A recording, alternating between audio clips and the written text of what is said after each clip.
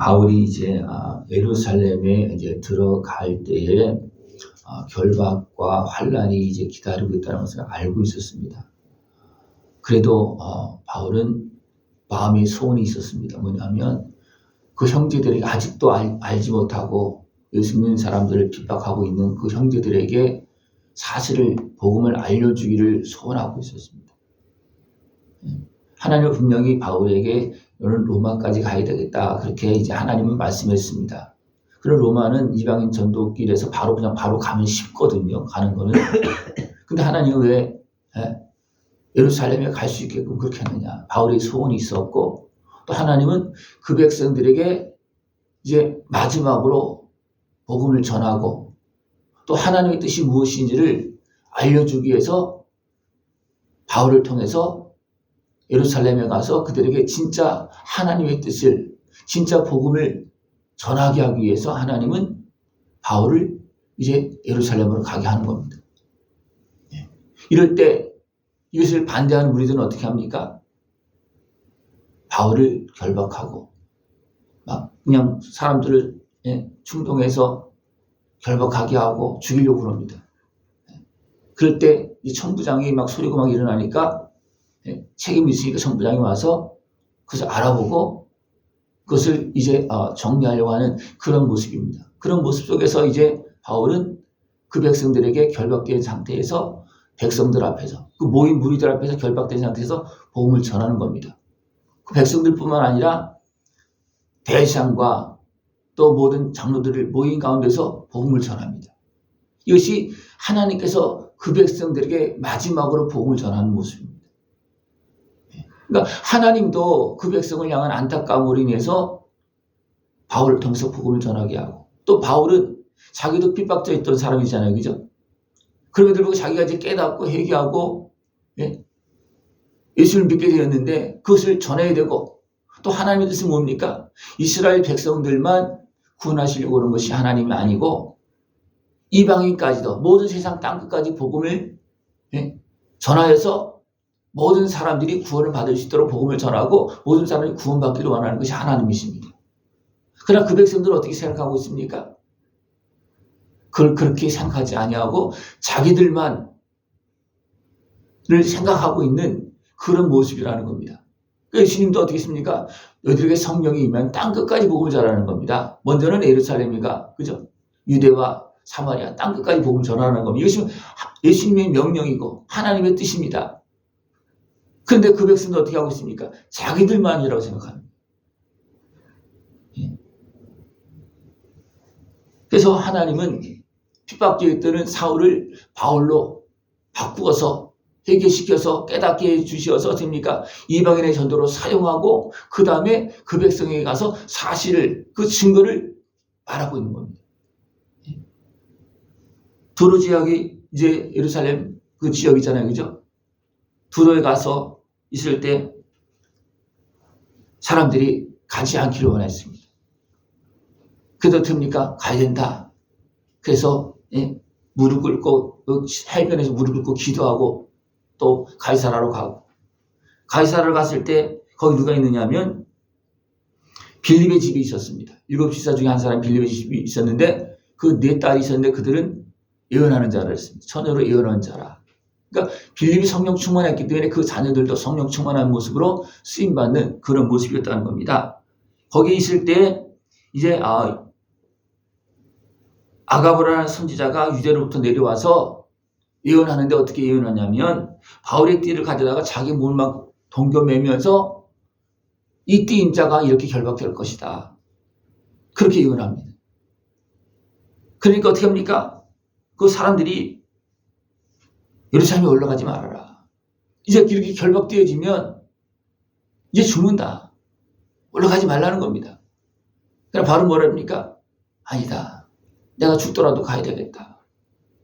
죽더라도 가야 되겠다. 그리고 어떻게 합니까? 예루살렘으로 올라갑니다. 예루살렘에 올라갔을 때 이제 그 장로들이 또 모든 그 사도들이 맞이합니다. 그리고 그들에게 이제 바울은 이방인 땅에서 어떻게 복음이 전화되어지는지 그것을 다 이야기했다고 했습니다. 그랬더니 또 어떤 모습이 있냐면 유대인 중에 믿는 자 수가 수만 명이다. 그러나 그들은 아직도 율법의 열성을 가진 자라는 거예요. 예수를 믿었음에도 불구하고 율법의 열성을 가진 자다. 그래서 그들은 어떤 생각을 하고 있습니까? 다 율법을 지켜야 된다는 거예요. 그는 하나님께서 특별히 유대인들에게 구별한 백성에게 주신 그런 율법입니다. 그러나 그들도 다 지키지 못했잖아요. 그죠? 그런데 그들은 열심히 있다는 거예요. 율법에 열성이 있다는 겁니다. 그래서 바울이 왔을 때 바울이 이방인 땅에서 이제 유대인들처럼 그렇게 하지 않아도 된다.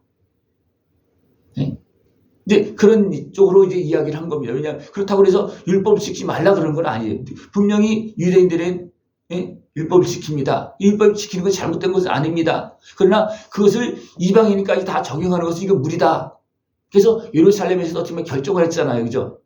그래서 여기서 또 다시 말합니다. 바울에게 이렇게 당신이 그런 말을 그렇게 했다는 것이 있기 때문에 율법에 열성 있는 자들이 바울을 오해하고 있다. 그래서 지금 결례를 행할 사람이 이렇게 준비되고 있으니까 같이 참여해라. 그러면 그들이 이해를 할 거다. 그렇게 해서 그렇게 하고 또 장로들은 어떻게 합니까? 이방인을 향해서는 우리가 이렇게 결정해서 다 그렇게 했다. 또 그것을 이제 인정해 줍니다. 그래서 이제 믿는 자들 중에 유대인들이 그 열성에 대한 그런 부딪힘에 대해서는 것을 해결되어졌어요. 근데 또 아시아로부터 온 유대인들이 있습니다. 그런 사람들, 그러니까 이방인 땅에서 복음이 전파되는 그 사실을 보고서도 됩니까? 반대하는 거예요. 무조건 반대하는 거예요. 그들이 와서 어떻게 합니까?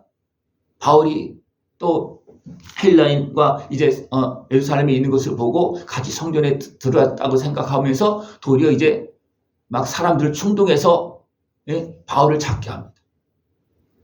그리고 이제 바울을 막 죽이자고 막 소리 지르고 있어요. 그러니까 이제 천부장이 이 소식을 소유가라는 모습을 보고 달려와서 왜 그러느냐 물어보니 뭔지도 잘 모르는 거예요. 이 사람한테 물어봐도 잘 모르고 저 사람 물어봐도 잘 모르는 거예요. 그래서 어떻습니까? 천부장은 바울을 이제 결박해서 데려가는 그런 모습이 되어집니다. 데려가는 그 과정 속에서도 어떻게 합니까? 바울은 그 천부장에게 내가 좀 말을 해도 되겠냐? 그래서 허락을 받고 이제 백성 앞에서 그 자기를 죽이려고 하는 그 무리 앞에서 복음을 전하는 그런 모습이 되어집니다. 그래서 바울의 그 간절한 소망이 뭡니까? 형제들에게, 아직도 모르고 있는 형제들에게 마지막 복음을 전하는 그런 모습입니다. 그래서 어떻습니까? 바울은 너무나 안타까워서 내가 결박되어서 죽더라도 나는 예루살렘에 가야 되겠다. 그렇게 해서 다른 사람이 말릴 수가 없는 겁니다. 또 하나님도 어떻습니까? 바울의 그 마음을 받아주시고 어떻게 합니까? 예루살렘에 가서 마지막 복음을 전할 수 있게끔 그렇게 하는 겁니다. 하나님 지금도 주의 백성이 믿는 자들이 온전히 믿고 그 은혜를 누리기를 원하고 있습니다. 그래서 지금도 복음을 전하고 있고 하나님의 뜻을 전하고 있고 또 그 복음이 온전히 세상 끝날까지 세상 끝까지 전파되어지기를 지금도 하나님은 원하고 지금도 이루고 계십니다. 근데 안타까운 것은 뭐냐면 믿는 자들이 하나님의 뜻을 따르지 않는 그런 모습이 있다는 겁니다. 하나님의 뜻을 따르지 않는 거예요. 그래서 믿는 유대인들이 어떻게 했습니까? 자기 중심을 자꾸만 주장하고 있다는 거예요. 그래서 무슨 지금 방해하고 있는 겁니까? 복음이 땅끝까지 전파되는 일에 방해하고 있다는 겁니다. 지금도 복음이 전파되어지는 곳에 하나님의 기적과 능력의 역사가 일어납니다. 그죠? 이방의 땅에서도 지금도 더 강력하게 일어납니다. 그들이 유대인처럼 율법을 다 지키는 사람들입니까? 아닙니다. 또 우리나라로 비유하면 우리나라 그 사람들이 생각하는 것과 또 생활하는 것과 똑같이 생활하는 사람들입니까? 아닙니다. 그럼에도 불구하고 하나님은 우리나라 성지자들을 통해서 이방의 땅에서 지금도 역사를 일으키고 있고 지금 일하고 있습니다. 이것이 바로 하나님의 뜻입니다. 우리는 하나님의 뜻을 따라서 우리는 생각을 해야지 내 중심적으로만 생각하면 복음이 전파되어지지 않습니다. 내 중심적으로 생각하면. 내 중심적으로 생각하게 되면 어떻게 되겠습니까? 도리어 하나님의 뜻을 가로막는 그런 결과가 나타날 수가 있다는 겁니다. 그것이 누구에게 나타났습니까? 하나님의 백성이라는 유대인들에게 나타난 거예요. 왜? 그들이 높아져서 율법을 과시하면서 우리 택한 백성이다. 너희들도 이렇게 해야 된다. 그것을 강조하고 있다는 겁니다. 예수님께서 그렇게 말씀하지 않았는데 하나님께서 그렇게 하지 않고 있는데 유대인들은 처음부터 유대인이었습니까? 택한 백성이었습니까? 아닙니다. 불러내어서 그래도 하나님의 뜻을 따라서 일하게 하려고 굽어내고 세우고 남겨서 이룬 백성입니다. 근데 그들이 원래 뜻을 알지 못하고 어리석게 행하고 있습니다. 그 이유는 무엇입니까? 하나님께서 이스라엘을 제사장 나라로 삼으니까 누가 거기 침범한 겁니까? 사단의 권세가 침범한 겁니다. 그러나 그들은 그걸 모릅니다. 예수님 분명히 말씀했어요. 너희들은 왜 사단의 해가 됐냐? 사단의 해가 되어서 누구도 십자가에 못 박았습니까? 거짓을 꾸며서 이단 계수로 만들어서 예수님을, 자기들을 구원하러 오신 예수님을 십자가에 못 박았습니다. 그리고 믿는 자들 방해합니다. 이거 누구의 일입니까? 사단의 일입니다. 그러니까 어리석은 육신의 시욕과 교만함에 매어서 어떻게 합니까? 자기들이 사단에 이용되는 것도 모르는 거예요. 예? 지금도 이제 예수님께서 이미 십자가 지시고 다 사명한다고 그것을 깨어 이제 본자는 어떻습니까? 예수님을 전해서 막 기적과 능력이 나타나는 중에 또 이방의 땅에서 복음을 전해서 이방의 땅에서 구원에서 막 일어나고 있습니다. 그럼에도 아직도 모르고 있기 때문에 어떻습니까? 바울은 내가 죽더라도 예루살렘에 가서 이 사실을 전해야 되겠다. 그래서 이 사실을 전하고 있는 거예요. 우리는 하나님의 뜻을 분별하고 하나님의 일에 깨어서 참여할 수 있는 모습들을 추구합니다. 이 하나님의 일에 참여할 때 이제는 하나님 우리를 통해서 열매를 맺고 우리에게 상급을 주시는 것입니다. 그러나 내가 하나님의 뜻을 따르지 않으면 어떻게 됩니까? 열매가 맺어지지 않습니다. 내 중심적으로 하면 열매가 맺어지지 않습니다. 그러면 어떻게 됩니까? 구원받아도 부끄러운 구원이 될 수밖에 없습니다. 그러나 내가 하나님의 뜻을 따라서 모든 이방인들, 이웃, 어리석은 사람들, 매이고 눌린 어떤 죄인들을 향해서 복음을 전하고 그들을 품을 때 어떻습니까? 한 사람 한 사람이 돌아오면 하나님은 너 잘했다. 네가 내 일에 참여했다. 그래서 어떻습니까? 우리에게 상급을 주는 것입니다. 그 은혜에 깨어서 참여할 수 있는 복된 모습 되어지길 축원합니다. 기도드리겠습니다. 하나님 아버지 감사합니다.